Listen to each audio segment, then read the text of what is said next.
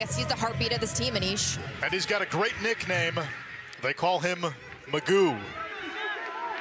Jim Lafredo, Andrew Smith, Noah Downs, the officials. Luke Engelke for Duke, John Mullen for Syracuse at the faceoff X.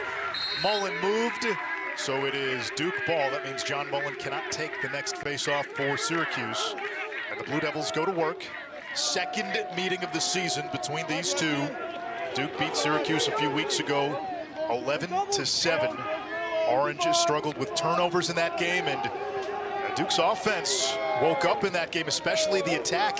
Eric Molliver, 0 and white, had 5 goals in the win against the Cuse. I think you're going to see a little different approach here today from the Blue Devils, though. They really are starting to lean on their midfield, and Tomas Delgado getting inserted in the offensive lineup. What I love about it is it's going to free up Sloat or Johnson to dodge against the short stick and get the ball off ball movement. So you're really taking your horses and putting them in the most impactful positions on the field. Sloat took the last shot. Here is Delgado, dumps it back to Sloat. Johnston looking to retrieve. The starting attack for Duke. 2 and white, who has the ball? Andrew McAdory. He's got some shake. Flanked on attack by Molliver and the freshman Liam Kirschus. Molliver, second in the ACC in points, behind Joey Spallina of Syracuse. Feeds to Sloat, tough angle, shot blocked by Dwan, and it's picked up by the Orange. Nice defensive set for Syracuse. You got to be careful here. Sam English, 15 in blue, two-way player. And look, I think that's a recipe for success for Syracuse. They're going to have to get a couple goals in transition in the substitution game. Owen Hiltz, 5 goals Friday, and he opens the scoring on Championship Sunday. And I think this right here, all the results of a solid defensive possession for Syracuse. Locking down the Blue Devils right here. You know, at the end of the shot clock, low quality shot. And then they push in transition, and right there again, this is where they're going to have to exploit too, because again, I think on the 6-on-6, they don't match up that great. But in the middle of the field, when you have an English, when you can pick it up and push it in transition, you're going to get some opportunities. And Hiltz and Spallina and Thompson, like as good as it gets in creating a transition. Michael Leo, who had a couple of assists on Friday with the helper.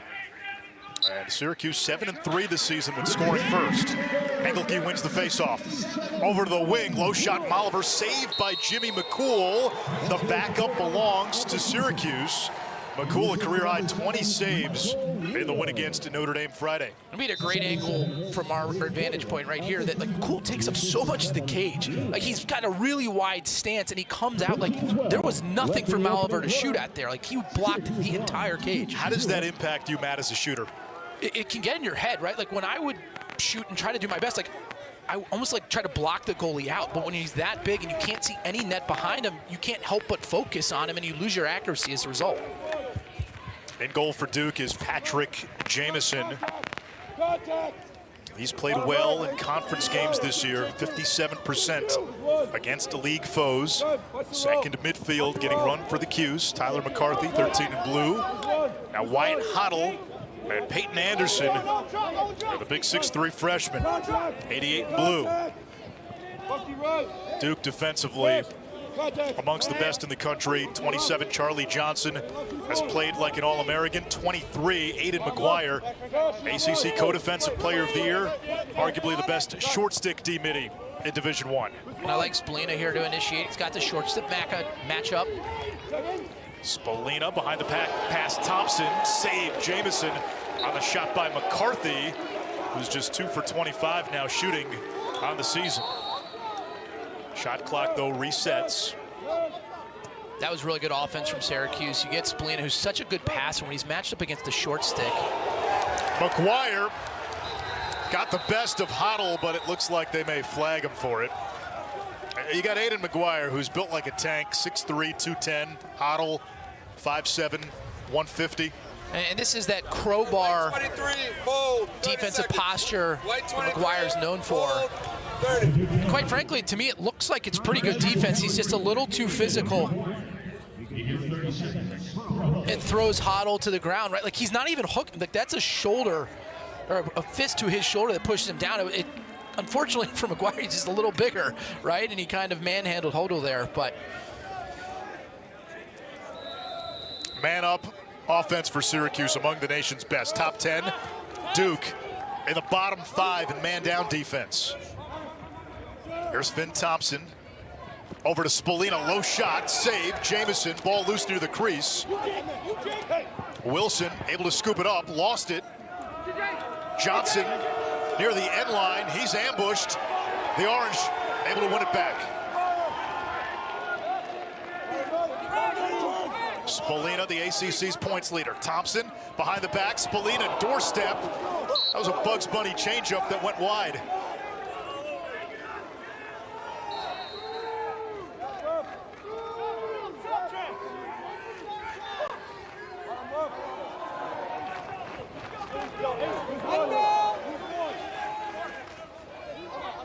There's Michael Leo now from goal line extended. That's going to stay with Syracuse. Jamison got a piece, so it's now a long defensive possession early for Duke. And remember, Duke played the late game on Friday, less rest. We had a weather delay in the early game Friday. English can't catch it clean. Defended well by Christmas. Duke counters. Connor Nolan, the freshman, 6 in white. Oliver skips it up top. Matt Christmas, he's a threat with the pole. Kershus behind the cage. Now McAdory, dangerous from the wing. McAdory has yo-yoed between attack and midfield this season. Duke, for much of this season, has been tinkering and trying to figure out what the best mix is with their top 6 offensively. Cusalito, part of that second midfield. Out there with Papendick. Ram Blake running on. Duke using the sub game. Here comes McAdory. Squeezes inside, missed the cage. The backup to Molliver. Syracuse looking physical on defense. All over the field, right? Like the attack unit there on the ride, putting Duke players on the ground. And here defensively, every shot, you can hear it up here in the booth that they are making contact.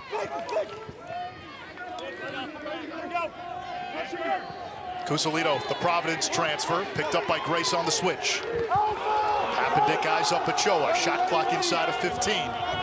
Papendick, who's played attack in midfield this year, gets top side, turns the corner, missed. Shot clock at 5, now they say reset. McCool got a piece. A fantastic save from McCool, throwing his right foot out to deflect that. McAdory slips. Here comes Kershus. Plays it to the crease. Cusalito misses.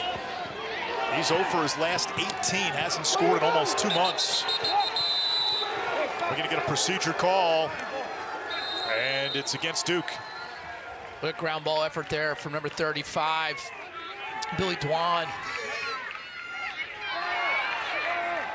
Now, Matt, we've seen it defensively for Syracuse at their best this year, and the 2 games against Notre Dame come to mind. It's when they've been bullies and when they've played physical. They're big. It's over and back. It's sloppy turnover there from Syracuse as Duke's gonna look to counter. And again, we were hitting on earlier, hey, like Duke's, Syracuse is gonna have to create offense in transition. Based on the 6-on-6 sets here, I think you can make the same argument that Duke's gonna need to look to push the tempo of this matchup. He got the sun out. Short turnaround. How much will these teams be able to run? That's why championship week across all conferences, that's your dress rehearsal for championship weekend when you play Saturday, Monday. Here comes Tomas Delgado. A hat trick Friday night. Got the step. Spins it to X. Pass is knocked down. A sea of blue. It's picked up by Grace. Up ahead, Kaczynski. Trying to avoid Delgado. Syracuse brings it across the midfield line. Both teams struggling to shoot early. The Orange 1 for 5. The Blue Devils 0 for 6. And Delgado there, I think, had an opportunity as Syracuse looks to push in transition with Roa here. Here comes Roa. Cranks, save Jamison. And again, I don't mind that from Syracuse. Like, maybe not the best executed shot, but I think an okay one to take in the middle of the field.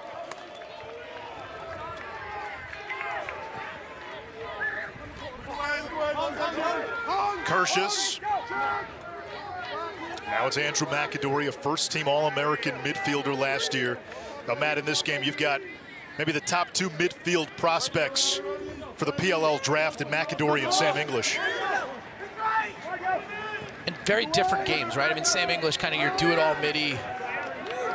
You know, I think perfectly suited for the PLL. And then again, McAdory, I think he will find his way back to the midfield at the next level.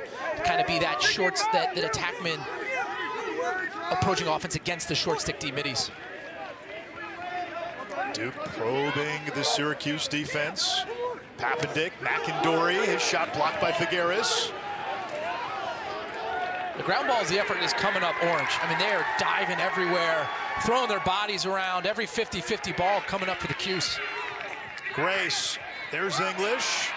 That ball popped out of his stick awkwardly. It's picked up by the Blue Devils. Menendez up ahead to Blake.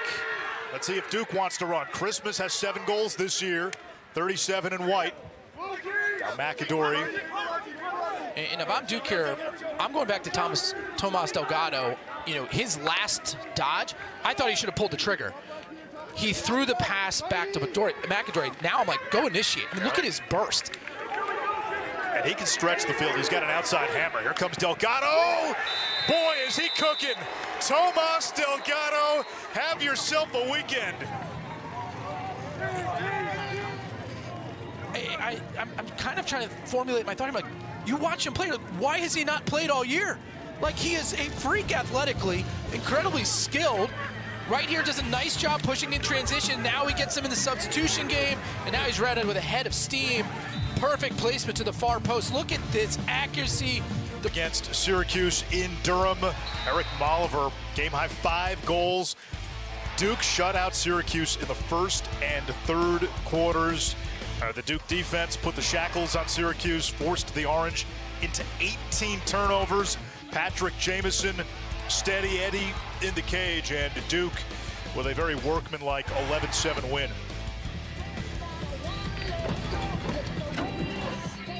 You look at the coaches, Gary Gate, greatest player of all time, now in season 4 at Syracuse. It was a Syracuse team that came into the year with championship weekend aspirations. John Danowski, winningest coach in Division I, 3 national championships. And Matt, we're seeing an old Duke refrain under Danowski play out over these last few weeks. They're getting better as we get into May, and we're now in May.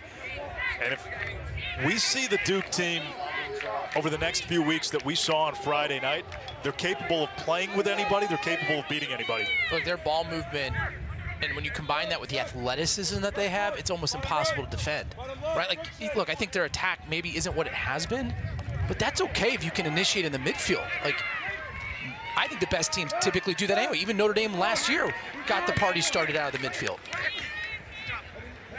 Duke's defense in the 6-on-6 has been sublime. English wants it. He's got an angle, puts it on cage, missed the cage. Now Syracuse, Finn Thompson saying that Jamison got a piece. That is not the ruling. Shot clock does not reset to 60. Spallina, the ACC points leader, wears the fabled 22 jersey, and he draws Duke's top long pole, Charlie Johnson, 27 in white. Leo checked by McGuire. This is a big matchup to watch, right? I mean, against Notre Dame, Leo very effective initiating. Great passing. Finn Thompson couldn't finish. It's great offense, though. Syracuse doing a nice job. Leo and Spallina getting the 2-man game. Now let's see the clear getting dangerous. Jamison and Thompson in a battle for the ball. Duke's got to get it across midfield before that shot clock hits 60. Johnston able to get it across in time. Here comes Johnston.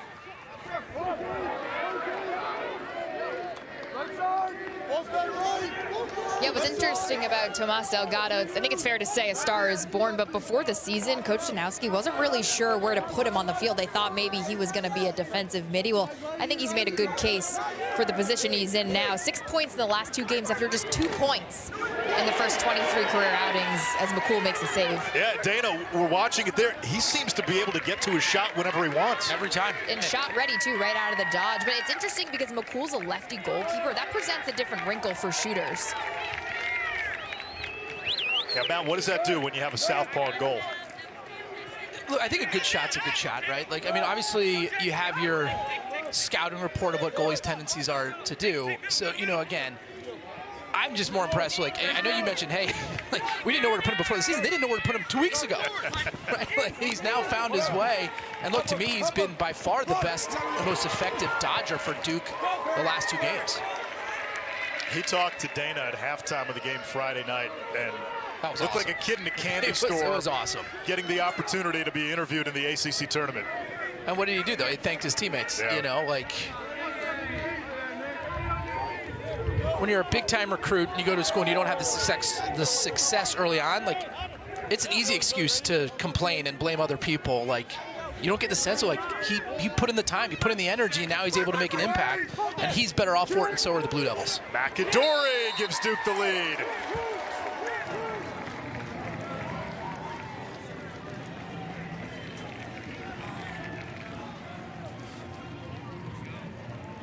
The offense puts it in the back of the net, but this all starts with Duke on the defensive end, causing the turnover, and then getting it up in transition.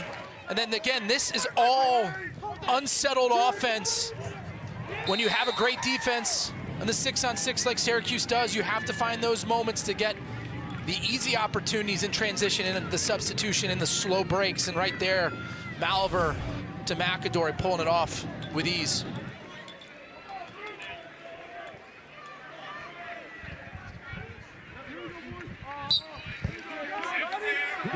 Mullen wins the faceoff. Now Luke Angelkey, amongst the faceoff men Duke will employ, he's been getting the bulk of the opportunities there. Yeah, you'll see Ben McCarthy, you'll see Cal Girard. Now, the one thing about Angelkey, which we've noticed, when he's been going up against some of these top-flight guys, the Brady Wambachs, the John Mullins, he holds his own. He's got a pretty good counter. Yeah, look, I think he's been awesome. I also think Girard, the first matchup against Mullen, had a lot of success, right? So if you don't have the dominant one, if you have a really good one and then some complements that can disrupt the Mullins, the Lynches, you can battle to 50-50, and that's what they've done against Syracuse so far this season. Here comes Anderson. 9 goals on the season. He's become a physical presence that can play attack and midfield. Only a freshman. On that second to midfield with Hoddle and McCarthy, who's got the ball. McCarthy gets inside and scores. Just his 3rd goal of the season. He hadn't scored in any of his last 7 games. So we're seeing some unlikely heroics this weekend. McCarthy for the Orange, Delgado the last 2 games for Duke. Tyler McCarthy, the sophomore, gets the matchup against Aiden McGuire and gets the step. And you can see McGuire kind of, we'll take a look here. I think McGuire maybe tweaks his knee a little bit. You can see him here after a nice move, shifty move from McCarthy, beating probably the best short stick defensive player in the country. But I think that's something to keep an eye on. McCarthy, to me, looked a little banged up after that defensive effort. McCarthy, a Long Island kid, grew up playing with the Spallina brothers. His club coach was Joe Spallina, dad, who will now be part of the PLL this summer as well.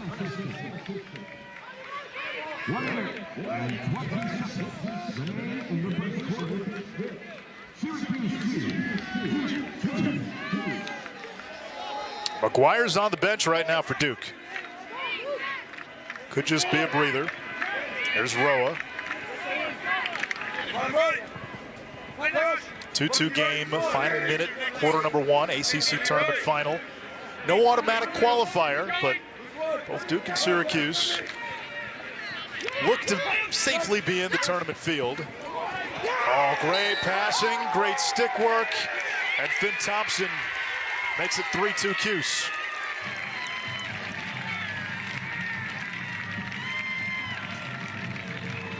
Syracuse in the first matchup did not have a lot of success in the 6-on-6. So far today, I love the product they're putting on the field on the offensive end. Again, all starting with the wing dodges. We get it over to Leo. Now we have Spallina behind, getting the feed from Leo. Finn Thompson, the nice cut to the back door, and then the touch pass, and the twister. Syracuse, I think as the season's gone on, has gotten better on the 6-on-6, and I love when Spallina, even if he can't win the one-on-one matchup, is involved in the offense, dodging, off ball, being smart. Like, he's so talented that when he plays like that, Syracuse is hard to keep off the board. Meanwhile, Mullen has won 4 straight faceoffs. McGuire back in for Duke. Matt, the formula for Syracuse Friday against Notre Dame was a lot of make-it-take-it lacrosse with John Mullen. They would score, Mullen wins a face-off, and they'd go back and score. Anderson had a good look there. And Syracuse doing a nice job moving the ball from the wings behind X. And again, when you're an X attackman, now you can see the entire field. And they're timing their cuts, they're putting accurate passes on. And right there, Anderson probably wishes he had that one back. 10 seconds. Otto's got to go. Now it's Spallina. Inside roll not there. Behind the back pass, the shovel, the shot. And Spallina down, helmet off. 1.6 seconds to go. Duke ball.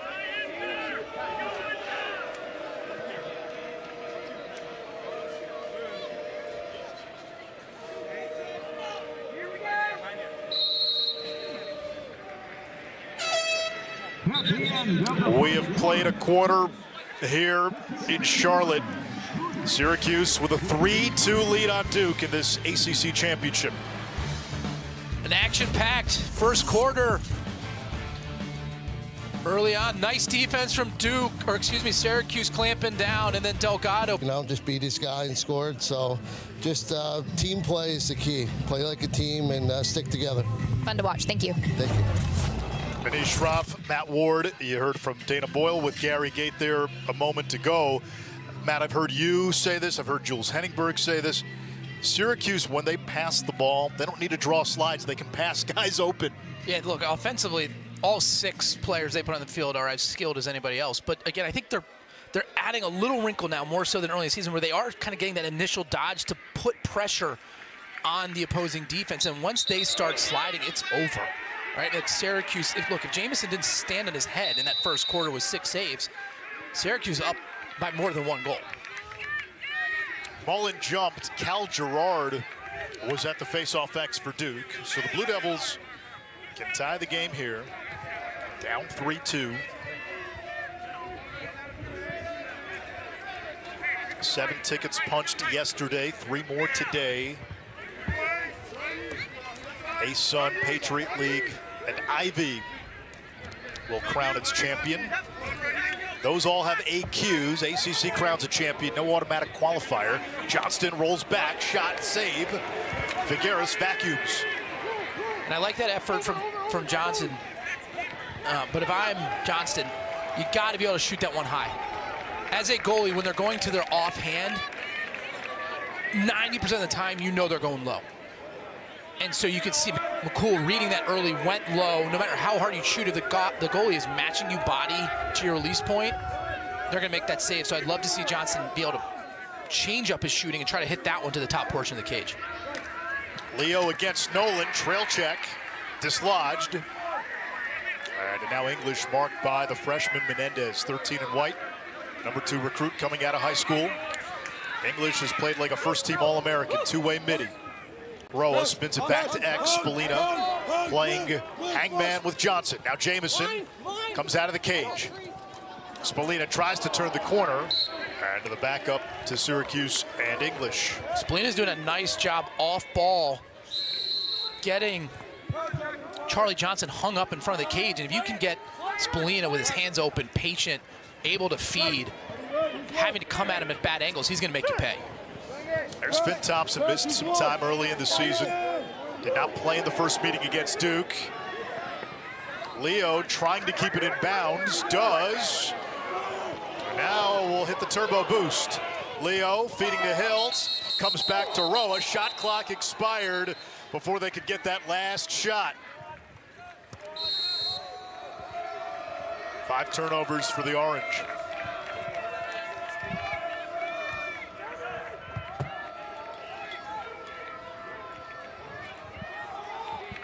Aiden McGuire. And we get an offsides.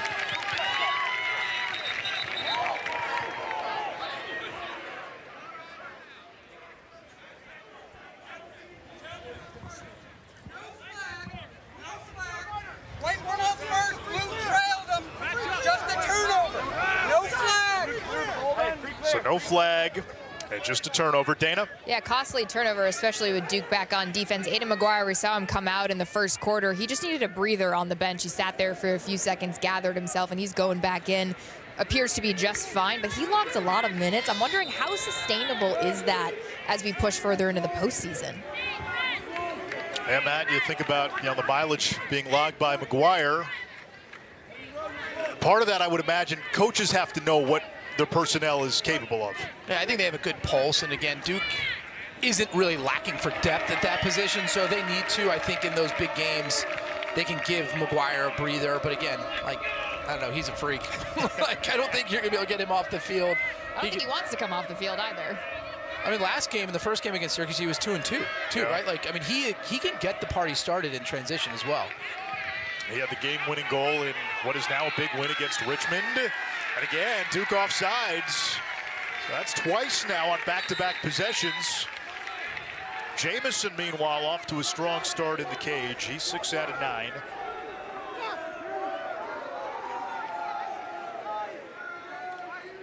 Had an outstanding freshman season last year for Duke.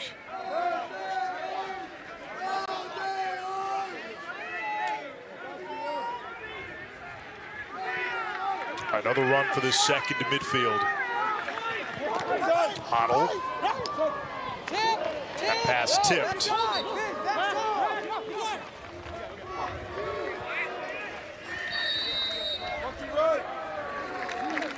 McCarthy guarded by Jack Gray, underrated defensive midfielder.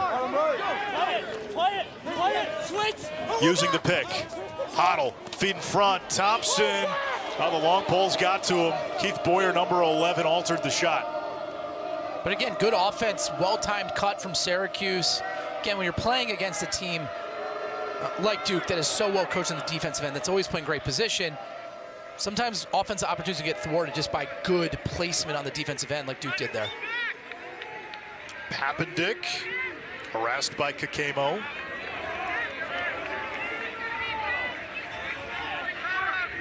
Here comes Cusolito, part of that second midfield. Third leading scorer at Providence last year, playing for Bobby Benson. Providence, a participant in the Big East tournament this year. Now Graham Blake. Had 2 goals in the semifinals, 31 in white. Oliver, the Maryland transfer, Duke's top scorer. Defended by the RIT transfer, Michael Grace. Grace lost his stick. He's going to have to run off. Duke's got a man advantage here until Syracuse gets its personnel on. Blake swims under. Ball's loose. McCool picks it up. Orange caught a break. Nope.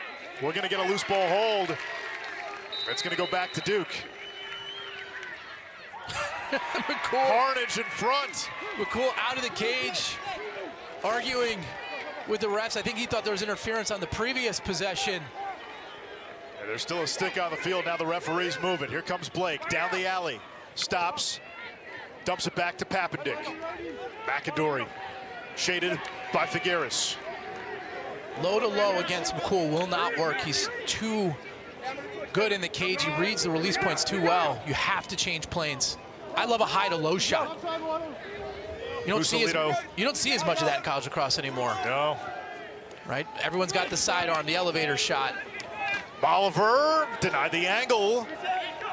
McCool got a piece.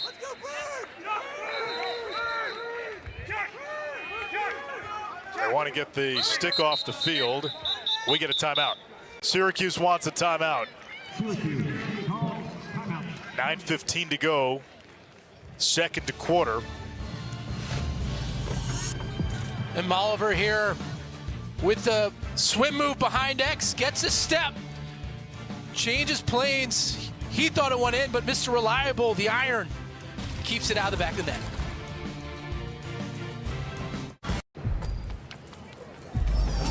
More than a decade, Ohio State has not won an NCAA tournament game since 2017 when they were national runner-up.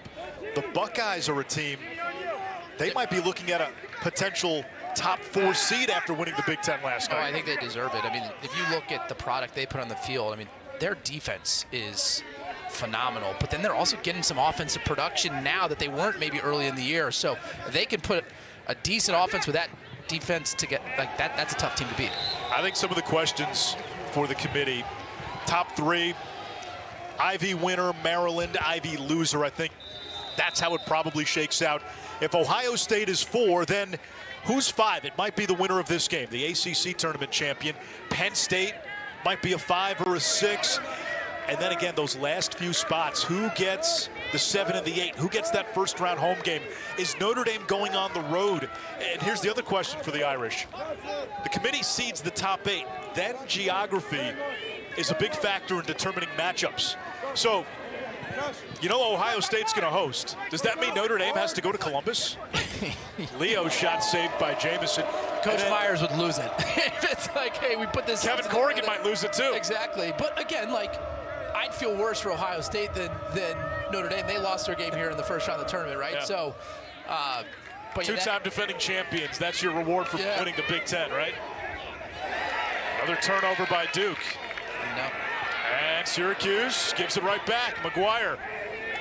And I think the big question, and we'll see if it is a question, Harvard and Army potentially fighting for that last at-large spot.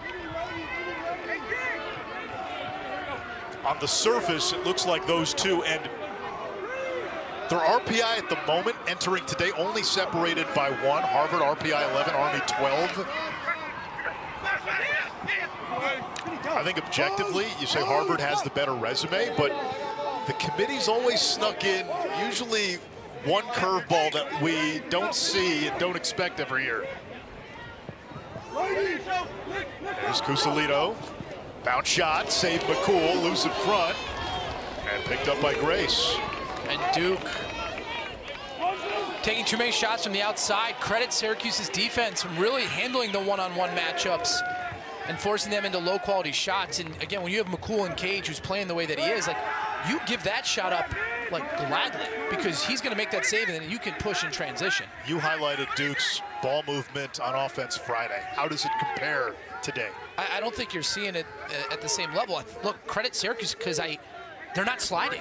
They just don't feel the need to allow Duke to make those passes. There's a chance. Spallina to the left hand. First goal by either team in the second quarter.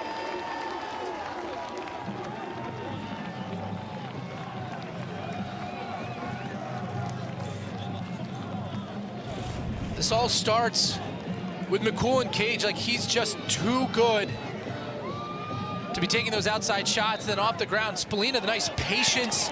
Looked like he was almost going to fire that behind the back, right? I thought he wanted it there. Duke bit. He moved to his left hand, increases his angle. Syracuse now the 2-goal lead. Joey Spallina, 30 goals on the season, closing in on 50 assists on the season. Came into the game 3rd in Division I in assists. He's got one more year of eligibility left at Syracuse, and he will very much have a chance to break Mike Powell's career points record. That's going to belong to Duke. Back Christmas. Dangerous long pole in transition, but he's going to run off. And Duke will go to its first midfield. We haven't called Tomas Delgado's name much in this second quarter. He gets a touch. And I think he was the best option early in the game, right? He was the one who was getting a step, making Syracuse slide. Here is Molliver against Juan. Delgado. A hat trick Friday, 2 goals against Virginia. He's got 1 today. And that's going to be on Duke. A hold. Here comes Syracuse the other way. English. The Orange have a trailer. Dwan. He's got 12 career goals. We saw him hit one on Friday. Now, Matt, I think back to a few years ago when Duke made a run to championship weekend, and a similar late season ascent like Tomas Delgado we saw from Nikai Montgomery. Look, I mean, Sergio Perkovic, when he was at Notre Dame, right? Like, I think he had more experience throughout the course of the season, but kind of came out of nowhere for Notre Dame. So it happens. And teams, you know, not often is it you're finding big-time contributors late in season, but it's not unheard of. Turnover by Syracuse, then Johnson could not come up with it. It goes back to the Orange, and that's a fresh 80 because Duke had possession. Less than 5 minutes to go, first half. Second meeting of the season between these two. Duke 1 and Durham. Hiltz, Leo, good look, too high. And Jamison got a piece, so the shot clock resets to 60. But right there, nice offense. Again, Syracuse initiating, making Duke slide. Their matchups are compromised, and then when Syracuse gets you rotating, their stick skills, their lacrosse IQ, they're going to put some pressure on you. Timeout, John Danowski. Matt, the goalies have come to play on this Sunday. Jamison, 8 for 12. McCool, after the 20-save game Friday, 7 of 9. Yeah, I mean, both goalies. I mean, McCool, again, his positioning, his body, and how he attacks the ball is crazy. But both sides, I mean, look at these goalies right there. McCool out arguing with the refs, gets back in the cage. Very different styles, right? Jamison's very quiet, doesn't move much, stays on the goal line. McCool, very active, cutting off angle.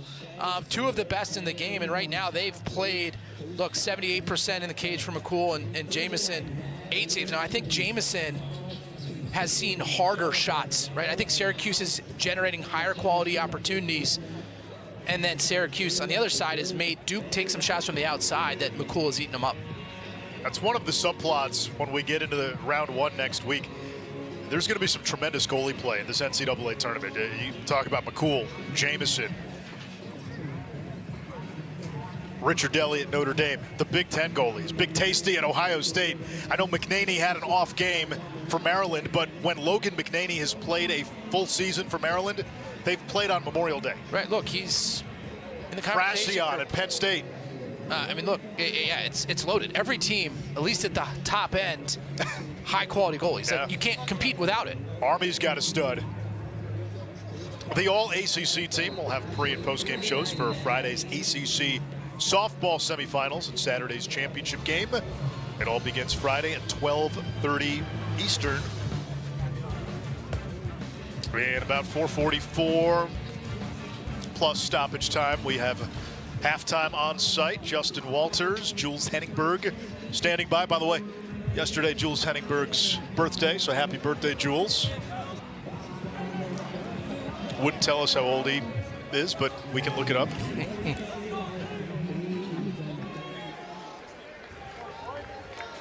Don't try to put that 3, though, as the first number. Here comes Leo using the Spallina pick. Now, Syracuse here, you have Spallina with a short stick. I'd get the ball behind and let him go to work. He is very dangerous because he can pass the ball so well off the dodge and against a short stick. He's got Jack Gray. Spallina dancing with Gray. Menendez comes to help. Now picked up by Menendez. Leo matched up with Charlie Johnson. Johnson has been an eraser this season. Hiltz had the 5 goals on Friday and the first tally of this game. He was winning a lot of these one-on-one matchups. Hiltz against Gray. Hiltz looking to get inside, flying into the crease, flag down.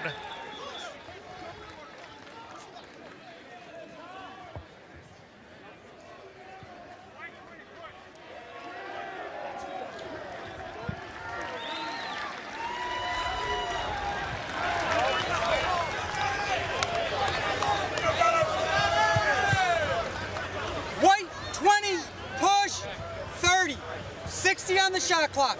Yeah, Matt, was he pushed in, or did it look like Hiltz initiated that leap? As a former offensive player, you know, I like the call, but it's a terrible call, in my opinion.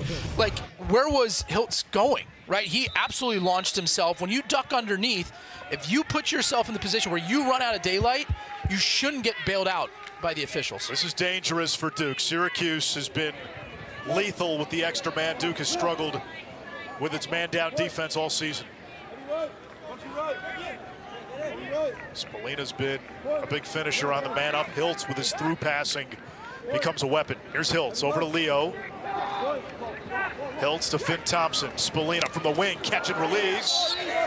And they say Syracuse ball. Leo closest to the ball when and where, and went out of bounds. Full strength.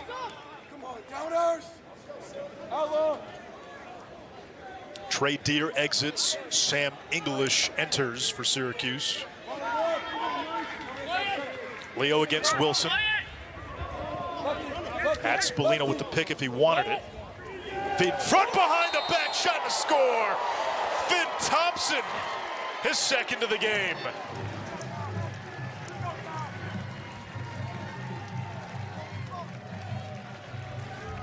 When we talk about passing somebody open and talking about how that's Syracuse's calling card, this is the exact example you're looking for. Leo, right? Like, I mean, Finn Thompson just kind of slowly gravitates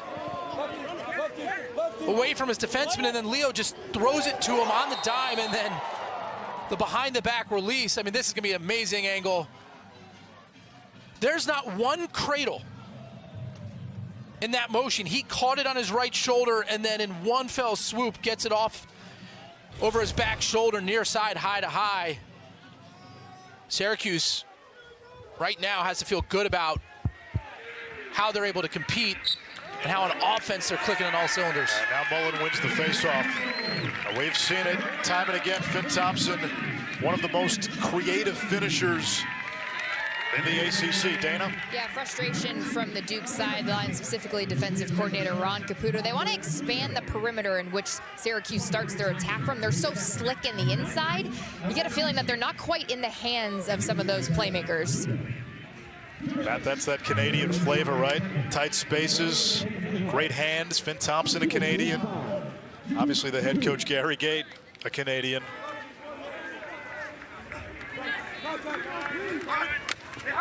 Here's Anderson. Looking for Spallina. Big ground ball. Spallina. What a ground ball. Comes up with it. Boyer all over him. Hiltz, another Canadian. That ground ball was awesome from Spallina there. A nice job boxing Boyer out, and then the one-handed pickup, and then moving it quickly to create offensive opportunity. 15 seconds on the shot clock. McCarthy gets by McGuire. Cyclones it back to X. Here's Spallina working on Boyer. 3 to shoot. 2, 1. Spallina shoots. Missed the cage. Shot clock violation. You brought up a great point about Spallina off the air on Friday. You said you love him as an indoor player at the next level. Look, I think his game fits it so well. His stick skill, his physicality. Look, you watched him play in the World game. He was one of the best players in the world at that. And he's like, not even like, yes, he plays a lot, but imagine what happens when he starts playing in the NLL. Like, he will be a top 5 pick in that draft when his time is up, time comes. Duke looking for its first goal of this second quarter. They haven't had many shots in this second quarter.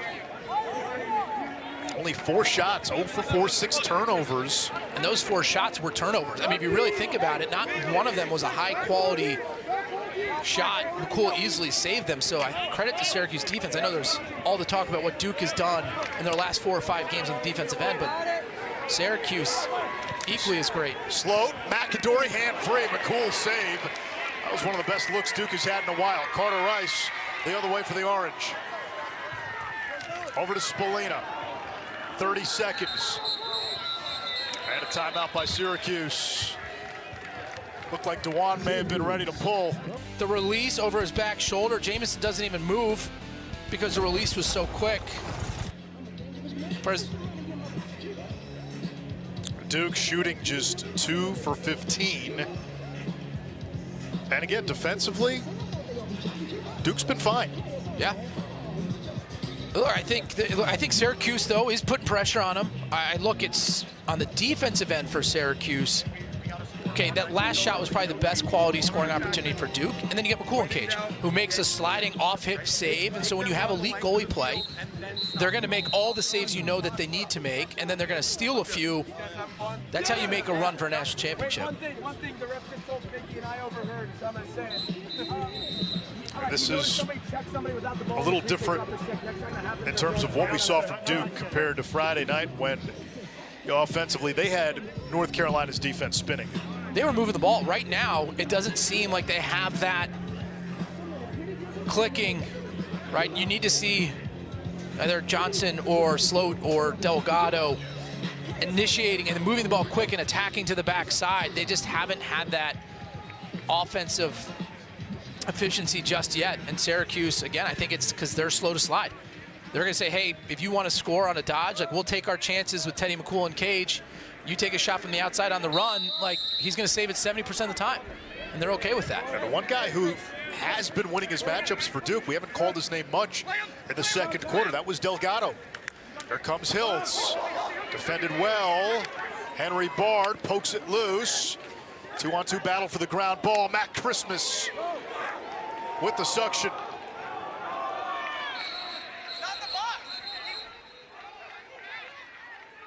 It's going to be Syracuse ball here. Christmas glove fell off. And you can't play without equipment. 5.5 seconds.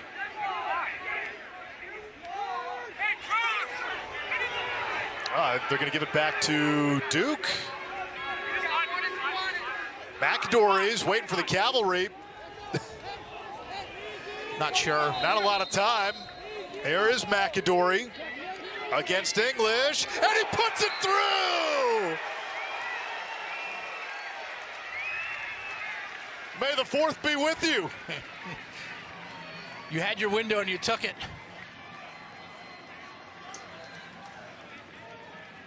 Nice awareness. Again, interested to see why Duke had possession there after Christmas glove fell off. But McAdory with the short stick fading away. I mean, this is throw it towards the crease and get the screen. That's a three-pointer, Matt. That's a three-pointer. Look, at the end of goals at the end of quarters should be worth 2. And then when you're fading away towards the midfield line, shooting it towards a crowded crease area, yeah, we'll give you 3 for it. I mean, he's behind the restraining line. That's how you beat McCool.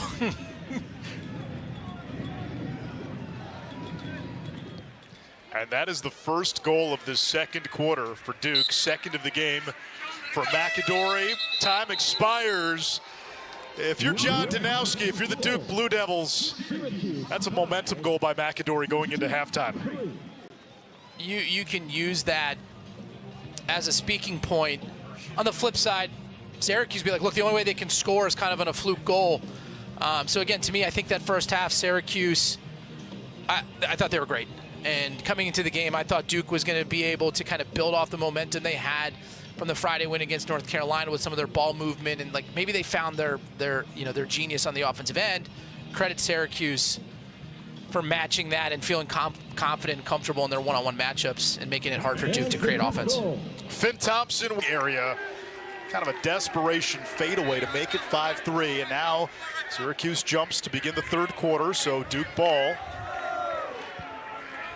Dana, what did you learn at halftime? Well, offensively for Duke, speaking to Coach Janowski, he felt like they played really tight in that first half. Anytime they did get an offensive possession, it was rushed. They threw the ball away. They got to handle the physicality of the Syracuse defense better. And then on the flip side, defensively for Duke, they want to keep Syracuse out of the paint. He also was disappointed in the clear there. Stepped off the line, stepped off sides. Got to be more disciplined in the clear. All right, thank you, Dana. Here is Ben Johnston, spins to the left. The back up to McAdory. But I like that shot for Johnson. He kept it up high, right? Like McCool and Cage, he's so thoughtful in his approaching. Uh-oh, here comes Figueres slips. McAdory, that's a save. Rebound loose, it comes to the orange. Ankle sold separately. McAdory showing why his name will be called early in the PLL draft. He's got to finish that one, had an opportunity.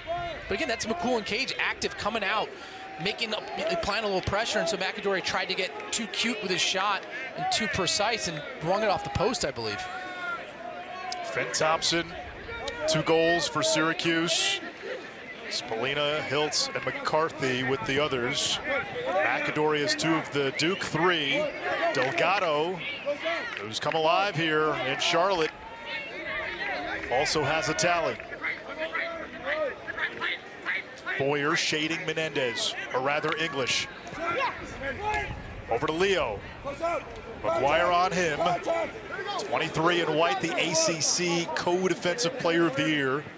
Shared the honor with Notre Dame's Sean Light.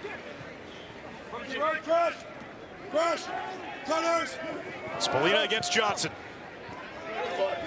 2 all-ACC players. Spallina shoots, did not have much.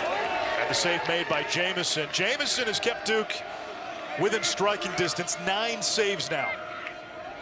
Both keepers playing great in very different styles, but both equally effective.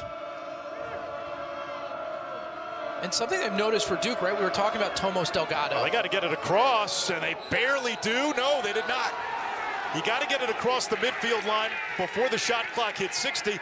Now a flag.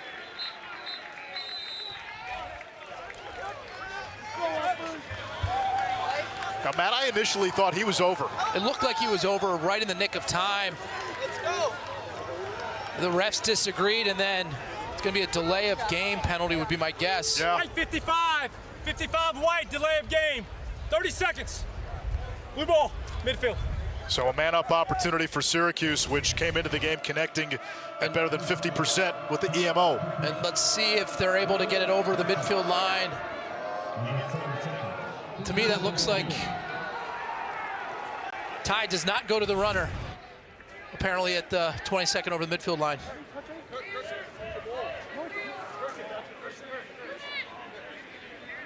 Now the ball has to be over if any part of the player's body, though, is on the other side, and that does not count. So if the ball's in air and it's over, that's okay.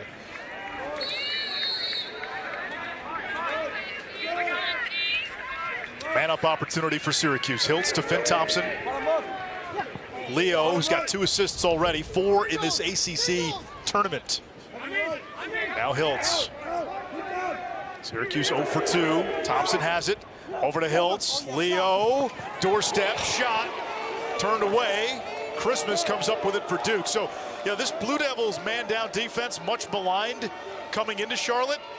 They've held Syracuse 0 for 3 today. And that was big-time save from Jamison in the cage. That was, you know, kind of the wrinkle there for Syracuse. Now Duke's got a chance. Kershus, Molliver, Figueres got in there. But the wrinkle there for Syracuse, a couple hidden ball tricks, got Duke rotating and generated a high-quality shot, but you got 2 of the best goalies in the country playing here today. Let's see if they go to Delgado. So something I've noticed here, on Friday, they ran Delgado out of the box 3rd. Today they're running him out 2nd, and you're seeing them try to initiate with Sloat a little bit more, and they're not giving him the head start out of the box. Delgado to McAdory. Figueres, Syracuse's top defender, checking McAdory. Johnston now from the high wing. Gets to the middle, fires offline. McAdory the backup. I'd still like to see Duke initiate against the shorts to get the ball moving around, and then have Johnston or Sloat or Delgado initiate the offense in the dodge. McAdory serpents around the crease. Shrugs off Figueres. Shot clock at 15. Sloat, wing dodge, turns back. Delgado, that one's saved by McCool. Ochoa has it for Syracuse. They'll run. This is Jake Spallina. 2 goals for Finn Thompson. And Rebarred defending Hiltz. Better offensive set from Duke there, but I also think equally as good defense from Syracuse. Doing a nice job clamping down on the inside.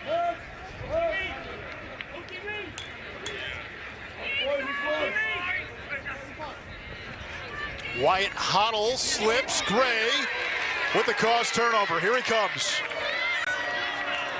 Gray accelerates, feeds the wing. McAdory comes back to Johnston. Recovers, bounce shot, score. 1-goal game.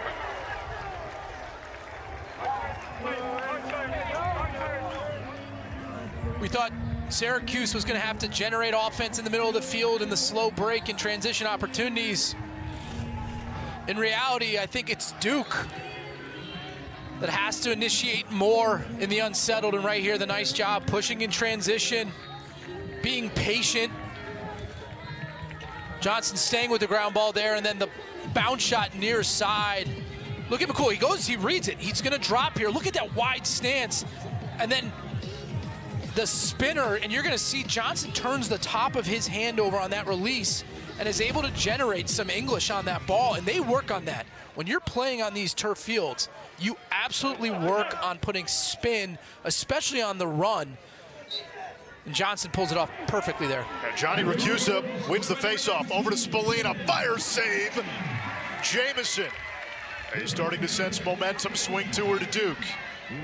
Good goalie play goes a long way. I mean, both these goalies have been so good. Syracuse is going to be what looks like offsides here. So Duke will go on the man up. And they've got 7 on defense, so they'll just keep 7 out there.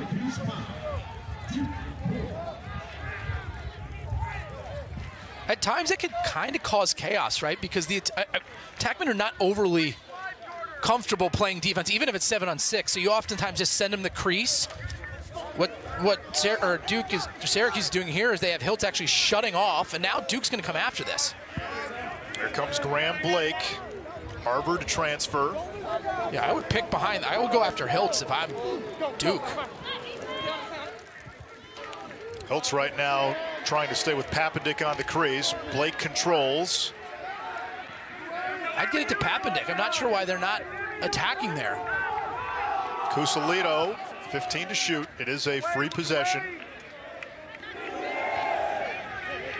McAdory against Figueres. They're just going to eat it here. Looking for the crease feed for Papendick. It's too high, and now we get the penalty call, and Duke will go man up.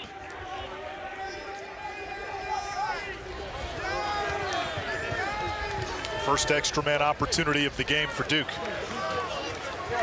Blue, 7-7, offsides, 30. Shot clock to 60.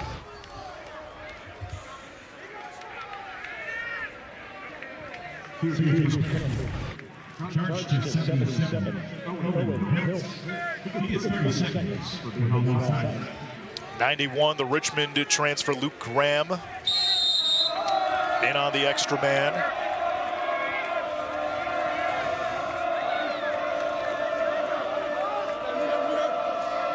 Oh, a chance here off the skip. That shot blocked. Boy, English ate that one off the stick of Ben Johnston.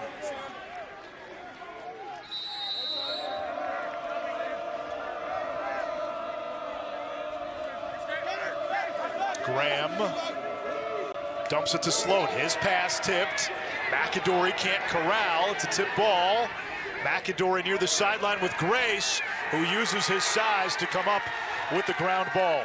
Just too early in the offensive set there for that skip pass from Sloat. You need to get the ball moving, humming along the outside, make the defense expand and contract to open up the passing lane. Sloat just a little early in the possession for my liking.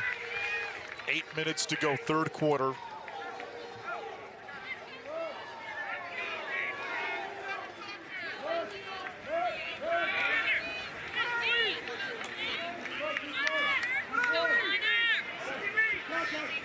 Roa wheels down the alley, plays it back to X.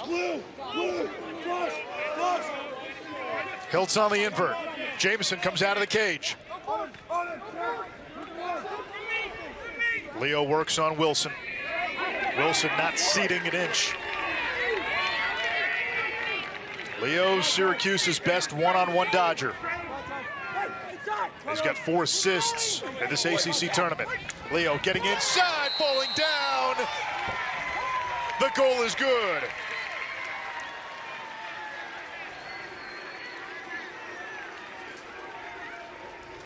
Michael Leo. The midfielder is probably their biggest threat as an initiator. Predominantly left-handed, ducks underneath. Now cuts up the field and the patient dodge. Gets one. Billy Ward off the Randy Stotts feed to tie, and then with a second left, Kevin Rice to Donahue. What a combo that was. You got the great Jordan Wolf at Duke. The further you go back in the archives, man, the names, the legends get greater and greater. Two of the best and most important programs in college lacrosse history, and really, you know, Duke's emergence over the last 2 decades. Now, we know how great Jordan Wolf was, part of championship teams at Duke. But Kevin Rice, one of the more underrated players to come out of Syracuse. He played his part perfectly.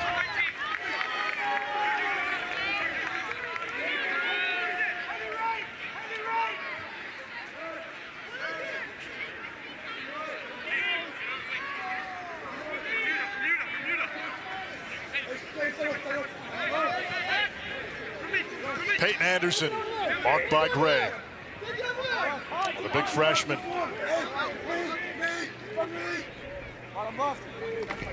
Gray is senior out of California. Spallina teed up by Charlie Johnson. Who's one? Now Hiltz goes to work on Gray. Spallina from X. Anderson, lefty, going low to beat Jamison. 3-point game for Joey Spallina. Anderson with his 10th goal of the season. Back-to-back goals for Syracuse. This is great offense, and again, I love what Spallina's doing. Like, again, he's not initiating the offense, but here, he's gonna get X. Now Duke is slit. Now Spallina is at his best as a feeder, has you hung up, and then Anderson through a number of bodies, right? Look at this. Jamison's not gonna be able to see this release. Right, McGuire with the screen. You can see Jamison look at him and say, look, I just couldn't see the ball. But again, that's all a result of crisp passing for Syracuse. Great offense, initiating early on, making Duke slide, and then making them pay. 7-4, Syracuse on top of Duke. The 3-goal lead for the Orange matches the largest of the game. There's Cal Gerard. Gerard missed the cage. Curtius the backup. Curtius, 55 and white, a 5-star freshman. And we've started to see him find his footing down the stretch. He began the season starting on attack, then he got moved to the second midfield, and then back on attack. And has played well down the stretch. And again, Duke going with their second midfield here. After a lot of defense, you think you would normally run your first middies out, but I think Coach Janowski understands, like, look, this game matters, but he's trying to get meaningful minutes to his second midfield line because they're going to be an important part of the potential run. So, like, thinking bigger picture would be my guess. Takeaway by Dwan.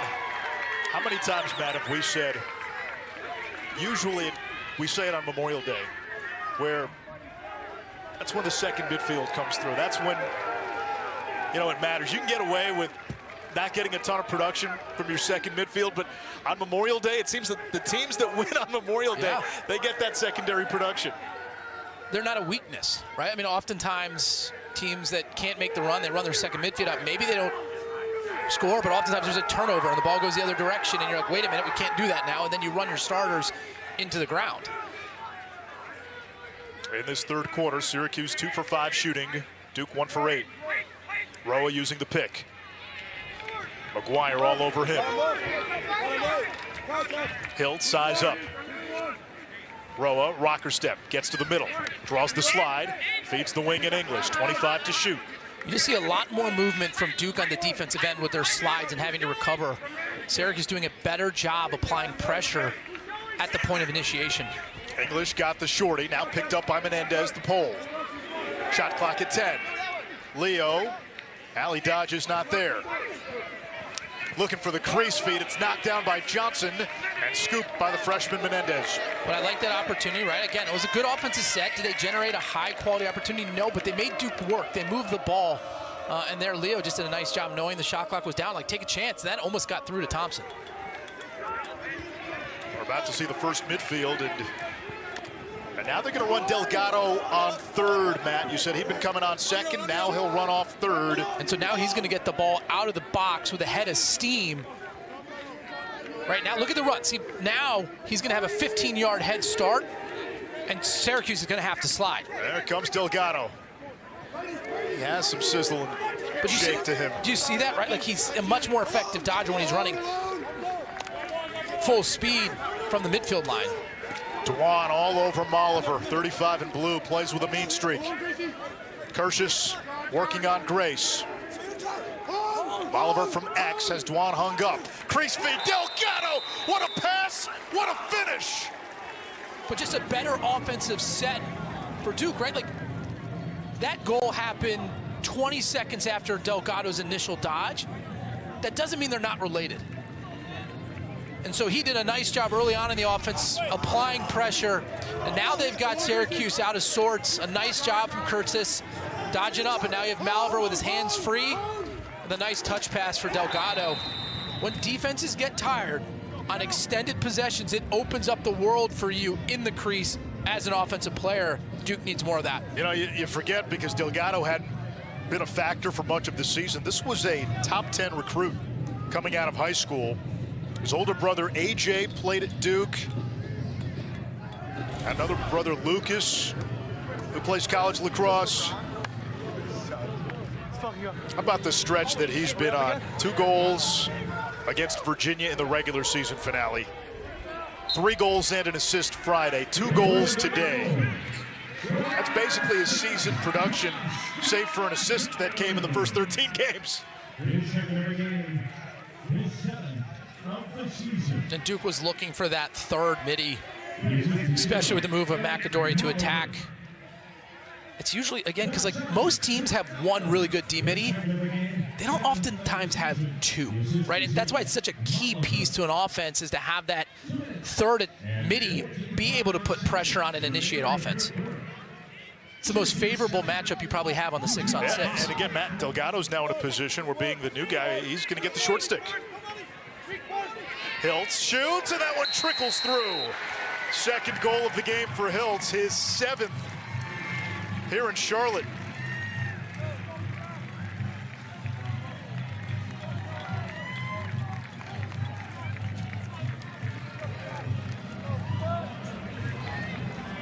Owen Hiltz, his 41st of the season, has scored on his, Syracuse has now scored on their last 3 shots. But again, this is what I love about it. He's getting a short stick matchup. He's applying pressure. The first matchup against Notre Dame, he took it to the rack time after time, and today, much of the same. When they get Spallina and Hiltz doing their stuff off ball that they're so good at, but you get them involved in some of the initiating, like, they're just a different offense. Spallina, a junior, Hiltz, a 5th-year senior. Mullen wins the faceoff. McCarthy hacking him from behind. 2:20 to go, 3rd quarter.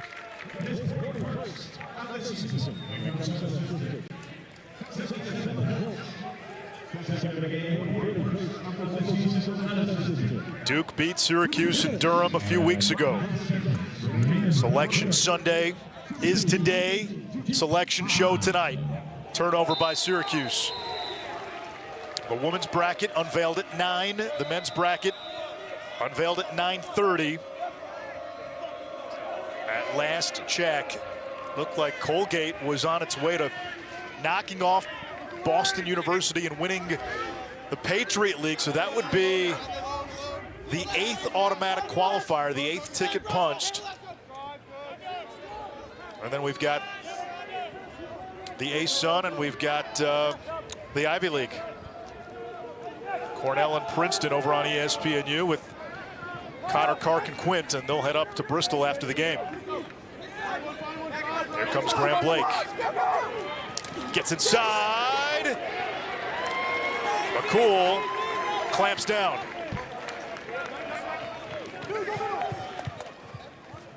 And McCool doing a nice job being patient there, and then a last second actually engaging Blake. They were very disciplined on the defensive end. They didn't throw the early check. they stayed patient, and then Blake got so close to McCool, and with how he plays on the arc, he's going to make that save the majority of the time.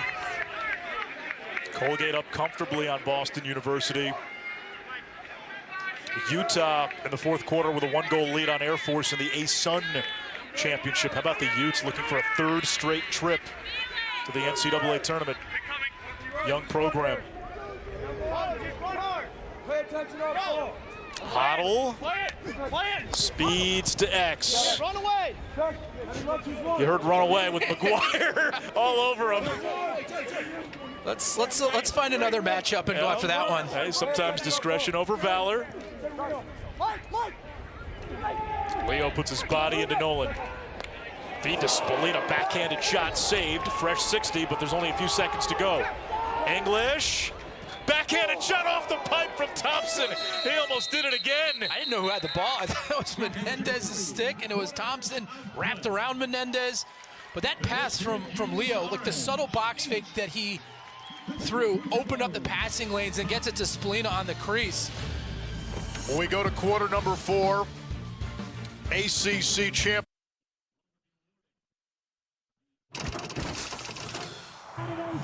Coach Janowski playing a lot of defense. How do you string together some offensive possessions here? Well, we got to win a couple of face-offs. Got to pick up some ground balls. You know, we're holding Syracuse to 8 goals after 3 quarters. It's not, you know, it's not terrible, but they've done a great job, you know, possession. They play, you know, very deep into the clock, you know, and they're very highly skilled. The face-off thing has been a problem. You know, we had an opportunity there with a shot on goal with Cal Gerard. We don't make it. You know, sometimes it's just about making plays. And so we need to win some more face-offs, pick up some ground balls, and then shoot to hit the net. Thanks, Coach. Thank you.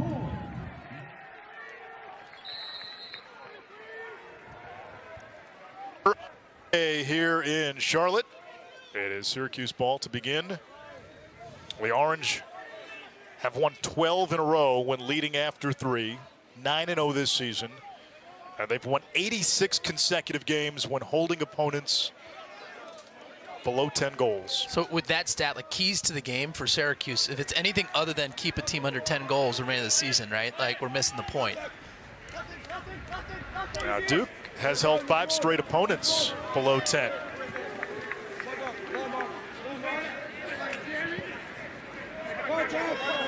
Roa and English play catch.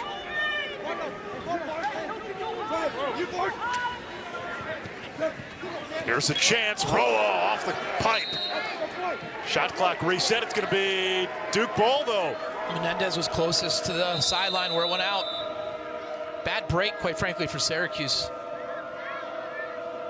But again, that's great offense. Bard coughed it up. And Spolina. That's the ride. Spolina ambushed. Kaczynski trying to get away from Delgado. That's a big ride back there for Syracuse. Joey Spolina's shown me something today with, you know, not being the biggest or the fastest, but man, is he playing tough. Like that ground ball, that ride, it's multiple opportunities throughout the game where he's gotten extra possessions for the Syracuse team, and that usually results in something good.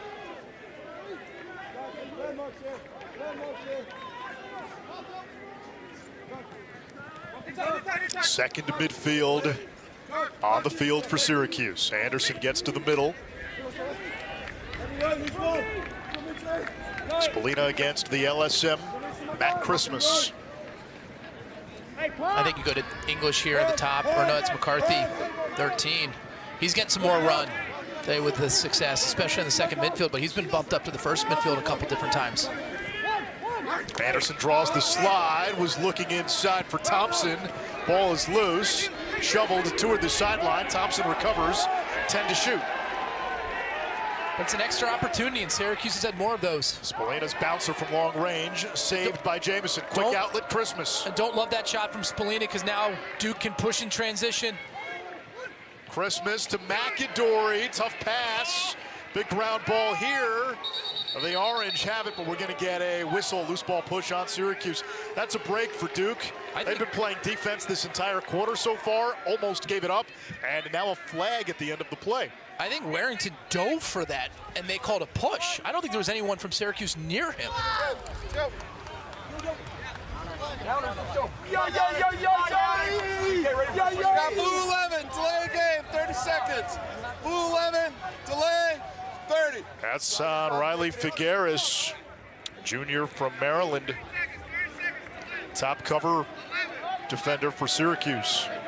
So man-up chance now for Duke, trying to cut into this 3-goal deficit. Yeah, that's going to be a penalty on Figueres. It's supposed to be a quick restart, then you throw the ball away, hence the delay of game. McAdory to Papendick. Johnston plays it to Graham. Now Molliver. 3 assists today. And now they're changing sides of the field. They're making Syracuse. Molliver, Johnston, shot on the run, score! Big Ben makes it 8-6. There's that left-handed shot going upstairs. You can see McCool. He knows, again, albeit he can shoot righty-lefty, but his strong hand, predominant hand is a righty. Goes to his left.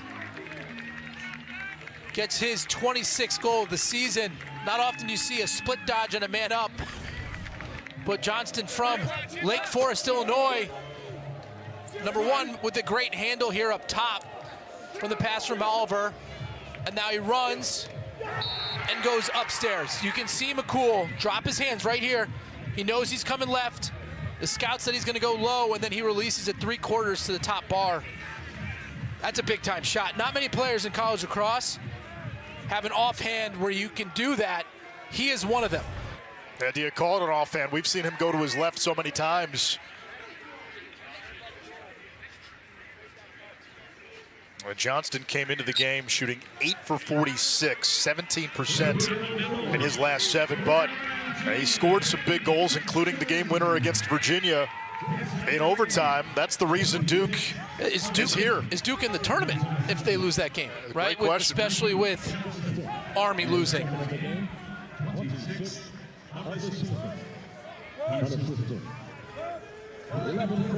2-goal game. We come up on 11.5 to play. Syracuse has led for most of the game. It was 2-1 Duke at one point, and then the Orange reeled off 4 straight.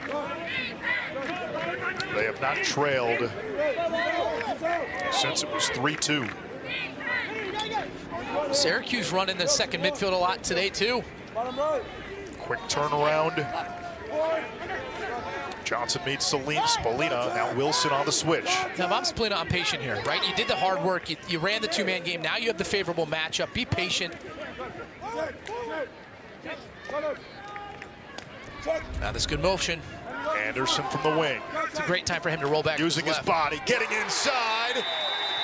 Is the goal good as Anderson rumbles into the crease?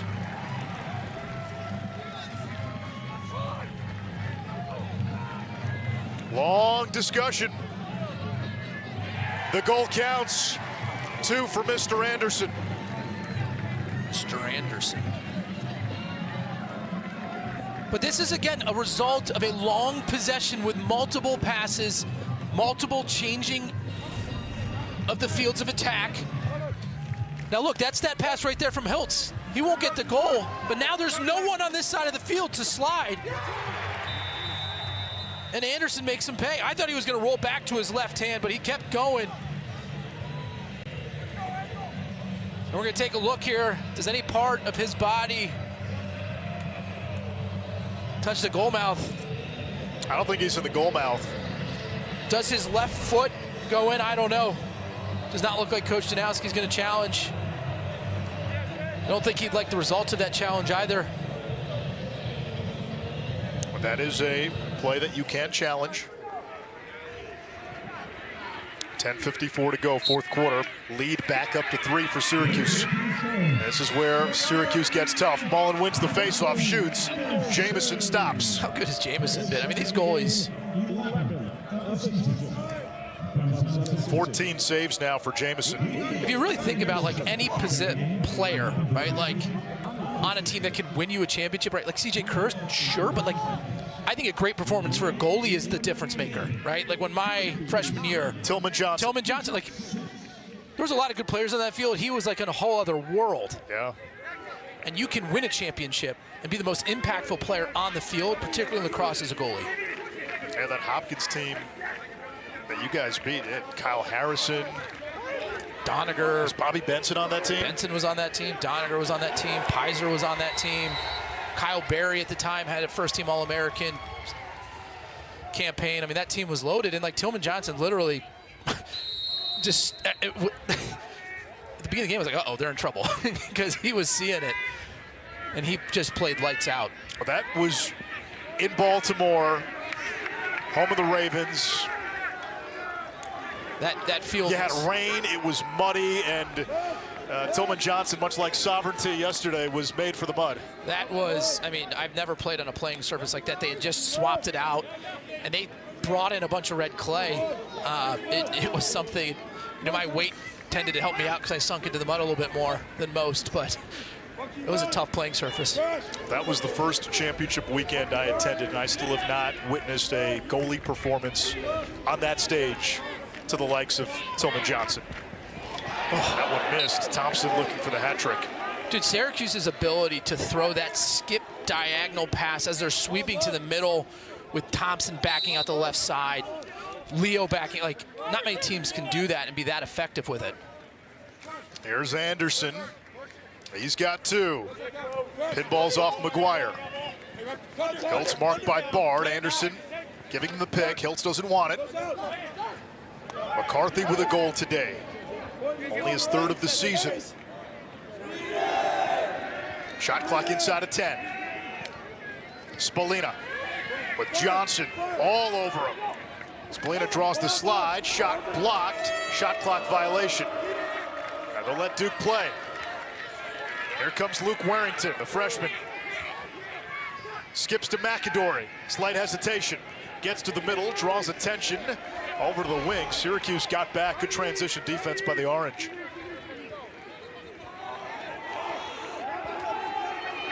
Here's Christmas. Bounce shot high.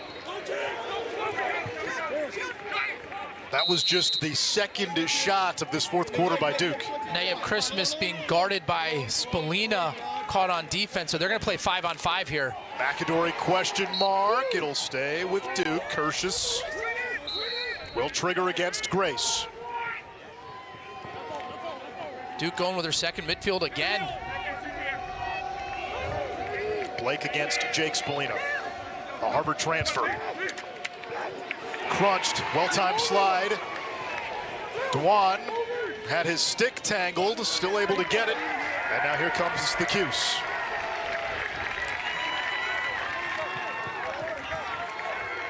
Three-goal lead. We come up on 7.5 to play.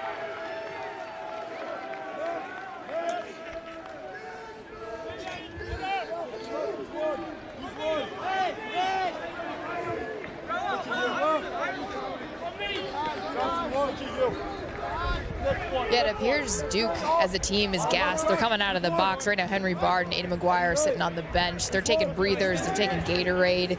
Not happening on the Syracuse side, so it appears Duke's a little bit tired out here. And Matt, they've played a lot of defense. Syracuse they're facing off well. They're getting the extra possessions. Their offensive sets are also more deliberate and more drawn out, and they're making Duke work a lot more than the inverse of that on the other side of the field.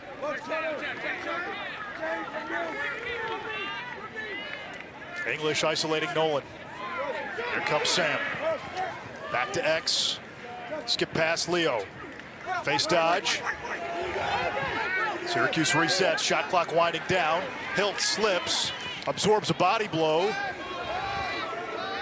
And that's going to be Duke ball. But again, so let's look at that, like, big picture. That was a full shot clock, right? They're up by 3. Their defense is playing well. That's disciplined lacrosse. And Duke's going to run out of time if they get, you know, Duke's only going to get a few more possessions if they can get clears.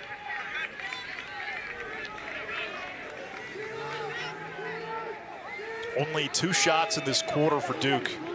And we are almost 9 minutes in. 10 has been the magic number for Syracuse. Johnston 2 goals today. Second on the team in goals behind Molliver. Here comes Sloat. He had 2 goals in the semis. Delgado's been the breakout star of the weekend. Too much congestion up front from Duke there. If you're dodging for the middies, you can't have all 3. Kirsch's top side, and he scores. It's hard to create offense when you have all 3 middies taking up the same space. But what it does do is open up dodging opportunities from behind the cage. Kirsch's, the 5-star recruit, coming on strong here at the end of his freshman campaign. Has the short stick matchup, the little hesitation step, the extra step up. He knows he's going to pay the price. Gets us within 2.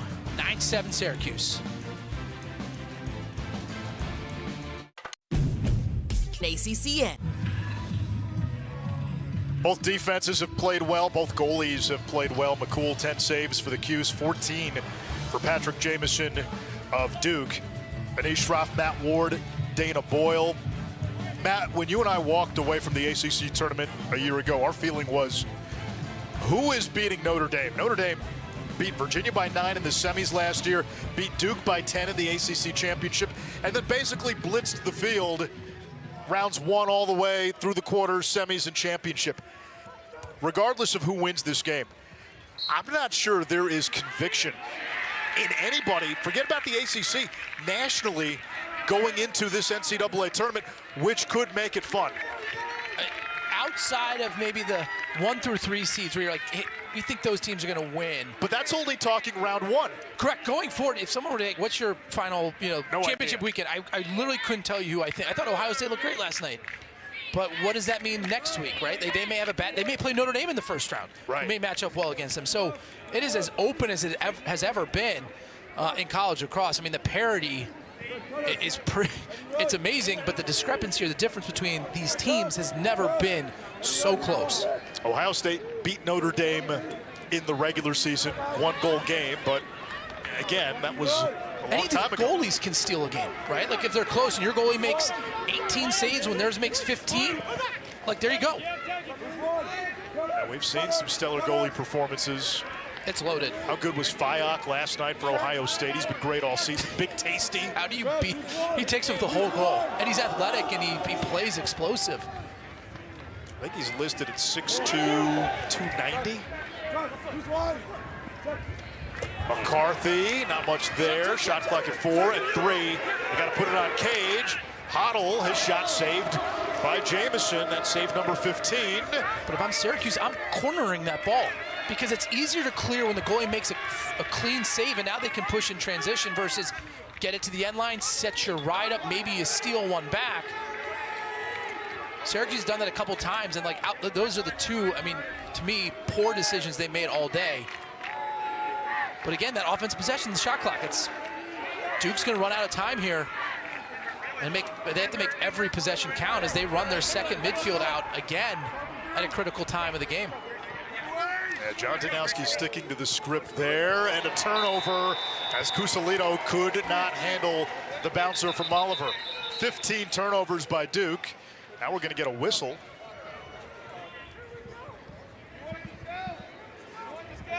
Matt, what do you feel the expectations going into the NCAA tournament should be for the 2 teams we're watching right now? Look, I don't think they're going to change in belief that they can't win this thing. I mean, they have the talent, they have the defense, they have the goalies to make a run, but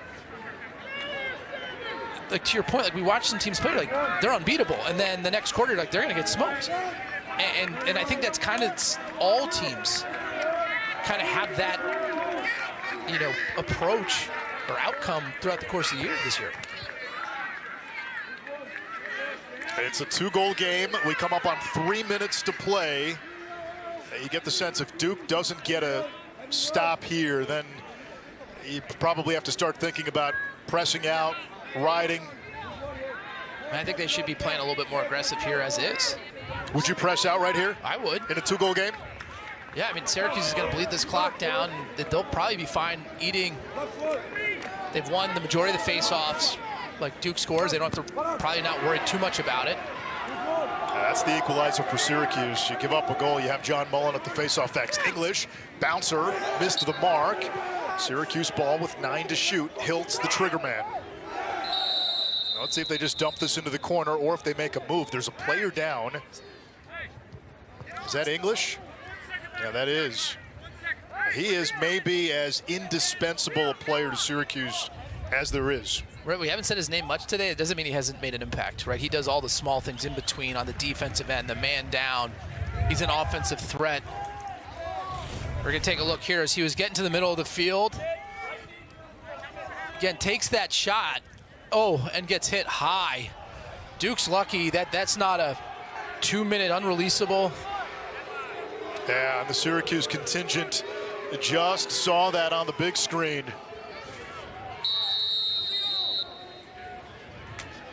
Final seconds of the shot clock. Leo trickles a soft one toward the cage, but now they're out. Duke's gonna clear. 2 attackmen. Like, I just don't, those I'd rather set up our ride. A little more cloud cover now. First midfield on for Duke. Down 2. 2 minutes left.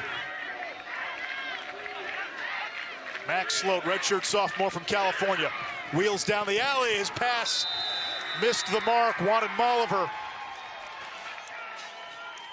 All right, let's see if Duke applies pressure now. They're gonna have to go to a 10-man ride here would be my guess. About a 9.5-man ride right now. Now Jamison's out. Now you see Hiltz has come over the midfield. McCarthy almost went out of bounds, did he? He did. McCarthy made a mistake there running to the sideline. He actually had Hiltz, the attackman, who had stepped over to provide a passing lane. Walked right into the trap Duke set. Now if Duke scores here, they're gonna have to figure out a way to solve John Mullen, who's won 6 straight faceoffs. Call timeout here if you're Duke. John Danowski uses one of his 2 timeouts. Down to 1:37 left. We have seen crazier things in the ACC tournament between these two.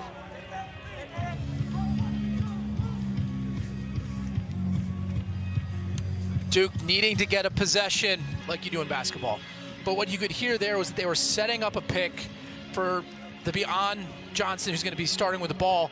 But then here's like, then we're in deuces. Then they're in their offensive set that they're comfortable with. So this is a play to initiate the offense. Maybe you get lucky with the pick on ball, but more likely than not, they're going to try to make Syracuse slide, and then they're just in their standard offense. And then again, Coach Danowski, recognizing teams often go zone, to throw a little wrinkle, and he had those plays drawn up, ready to go. Matt Danowski, son of head coach John Danowski. Matt, a former Tewaaraton Award winner back in '07.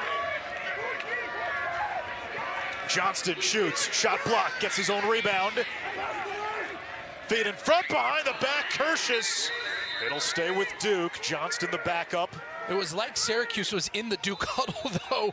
They knew that pick was coming, and they just switched it. The pick did not apply any pressure to Syracuse's defense. Sloat whistles one high. Now these two defenses today, they've been as tough as boot leather. 1:10 to go. 50 seconds on the shot clock. Duke trying to make up a 2-goal deficit. Delgado's got 2 goals today. McAdory's had a big game and a rocket from Max Sloat. 9-8 with 1:01 to go. Duke's third high-quality scoring opportunity of that possession. Sloat gets his first. He's a big shooter from the outside. And right here again, McCool has a tendency to drop. And Sloat keeps it up high. McCool kind of fading away to the far post. And they beat him near side. And Duke is double polling the face-off wing, so they're ready if Mullen wins this face-off with Christmas and Bard ready to attack. And Bard and Christmas can push it in transition. But again, that's the counter to Mullen of winning 6 straight face-offs, 11 for 16 on the matchup. He was 20 of 24 yesterday, wins this one clean. Into the box, and now Syracuse can run out the clock if they can hang on. Gary Gate calls a timeout. But a nice job from Spallina kind of cheating up the field, and that's where they'll start with possession, and now makes it a lot harder to pull the goalie out of the cage for that double. And we saw this yesterday. Late in the game, Notre Dame. One of their best takeaway artists against Spallina, who's pretty good with the stick in his hand as well. But he's going to look to force him down the alley, would be my guess, and then when he may go behind the goal, now here's the double. It's coming out. Syracuse has another timeout if they need it. Shot clock irrelevant. Hiltz playing keep away. Jamison now way out of the cage on the perimeter. We'll call another timeout here. Hiltz runs by Jamison. Charlie Johnson in pursuit. Johnson trying to knock it away. Less than 30 seconds to go. And now the timeout to get the second wind for Owen Hiltz. Hey, Duke ball! McGuire and Bard causing the tempest. A chance for the Blue Devils. Boyer across midfield. Duke has a timeout in the can. Here's McGuire. He had the game winner in overtime against Richmond. Gets into the box. Duke uses its final timeout. And let's see what Matt Danowski and this offense can draw up with. Sometimes, though, it's, you know, do you go with the matchup against the short stick like a Tomas Delgado? Like, give him the opportunity. But again, to me, it looks kind of similar to what they did now. But now what the difference is, looks like they're going to have two people set off the pick. Of McAdory and Delgado may come in and try to set that double pick. Johnston will start with the ball marked by Kaczynski. Here goes Ben Johnston. Had the game winner against Virginia in overtime last week. Feeds it in front. Oliver had the look and missed. And Syracuse wins the ACC tournament. That was exactly what Coach Danowski drew up. We heard fill that back post, right?